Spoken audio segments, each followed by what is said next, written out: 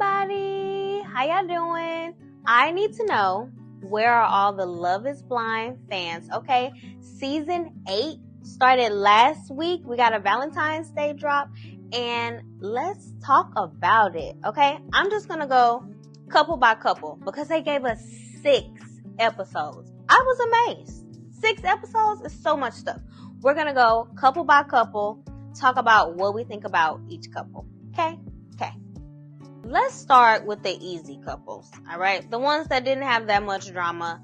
They weren't that entertaining for me, but let's get into it. How about Ben and Sarah? I feel like they are going to struggle just because they have different beliefs. It sounded like she had some things that were really, really important to her that he's not feeling. He's not trying to be out there protesting with her. He's not trying to do that stuff with her. And I think in the end, it's going to come back to kind of bite them because they have the different beliefs. And I really feel like they just kind of washed over it because it was a big deal at first when she first brought it up, but they kind of let that pass. So we'll see about Ben and Sarah. All right, next couple, Monica and Joey. One, can we just shout out the Friends reference, okay? When they had their first date, I was like, oh, they're going to end up together because Friends, duh. They didn't have anything going on. Like, they're silly. I was a little worried that they wouldn't be attracted to one another at first. So I'm just really interested to see, like, them when they go on the vacation and when they get out into the real world. Like, they probably were the most boring. Nothing was happening with them at all. But they seem pretty funny and silly. So we'll see about Monica and Joey. Let's talk about Taylor and Daniel. So watching them, nothing really like stuck out to me. I just think like they seem pretty secure in themselves, but you know, we get to episode 6 and they're this whole, I think he knows what I look like.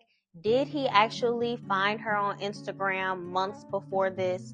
Do y'all really feel like it matters? Because even if he had known that she was cute, they could have gotten the pods and not vibed at all. Like, there could be no real connection with them. So I feel like she's blowing this up a little bit. I know it's supposed to be like, oh, you fall in love sight unseen and you don't know what the person looks like or whatever. But I don't know. I feel like this is blown up a little bit much. I guess we'll just see what happens.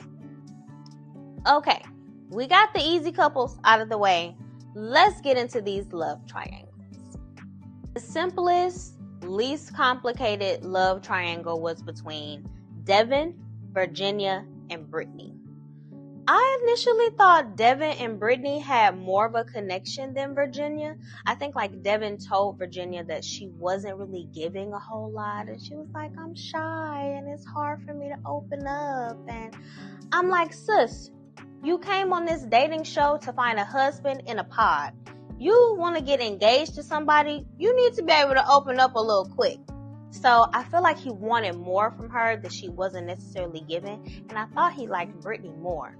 I think Brittany and Virginia both gave really good responses to him telling his story about the pain medication addiction and his injury and stuff like that. But baby boy did not like hearing that Brittany was bisexual. They didn't flat out come, and just say it like that. But yes, she was bisexual. And I think she didn't like how rigid maybe some of his ideas around that was. And he didn't like the fact that, oh, you're going to like men and women.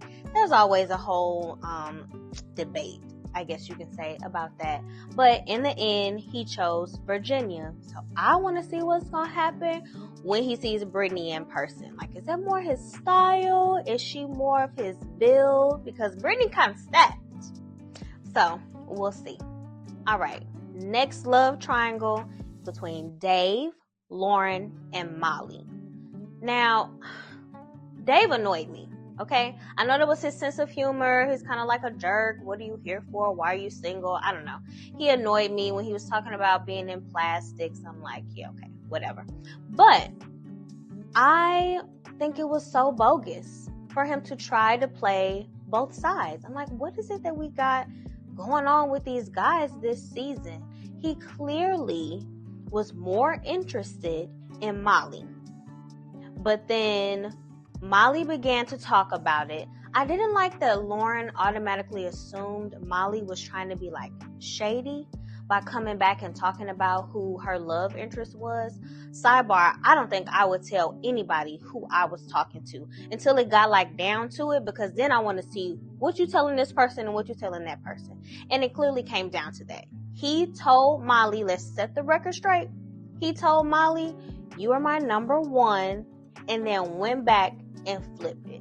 So I was so happy that Molly stood on hers and was just like, no, at the end of the day, I want somebody who's here for me. And she stood on that. I'm not necessarily mad at Lauren. I just hope that there's something real there, but I don't really know. I feel like you were clearly into Molly more, and you decided to switch. I also like that Lauren came in there and was like, your girlfriend Molly said that she your number one. I was like, okay. She got straight to it, walked clean in the pot and got straight to it. So I really appreciated that. But we'll see about Lauren and Dave. All right, last but not least, because this wasn't a love triangle. I've never heard of, what do you call it, a love rectangle? I don't know. It was just a lot happening. But we have Madison and Meg, Alex and Mason. Okay? I'm already confused. But it seemed as if Madison was really liking Alex a little more than Mason. But she liked the fact that Alex was like affirming her and giving her a little bit more to kind of go off of. And Mason wasn't necessarily doing that. And so she just expressed that. I don't feel like she was necessarily trying to force him to commit to her. Because you see, when he came back and said, you know, I want you to know I'm committed to you, she was like, oh, okay. She didn't really know what to do with that necessarily. So for him to come and say, oh, I'm committed to her, and then turn around and we got another situation where somebody is flipping, because Mason is also talking to Meg. I think it's very clear that Madison was Mason's number one and Alex's number one throughout the entire time in the pods. But for then him to find out that Meg knew, because again, they're talking about it. One person is coming in looking all happy, and you can start to deduce, okay, no, this person is with this person. You kind of may be talking to that person. Like, you can kind of start to figure this stuff out as the days progress. So they were figuring it out, and they were flat out just talking about it like, now he looked real happy. Now he told me this. Now he told me that. So for him to turn around and try to pull it together with Meg, I'm like, all right, get out of here. Leave it alone. I like that Meg was like, no, at the end of the day, I'm not about to just turn around and be with you because she decided she didn't want to be with you. Like, she definitely knew, I want somebody to choose me for me. And she stood on that. I was very proud of her as well. Like, even though some of these ladies were kind of hurt by some of the decisions that, you know, had taken place, they still walked away, heads held high. And I loved that for them. Now, wait a minute. How did y'all let me forget that Madison didn't even end up leaving with Alex because Alex was so understanding of Mason that it rubbed baby girl the wrong way? Huh. So nobody left in a couple from this love rectangle? Whew.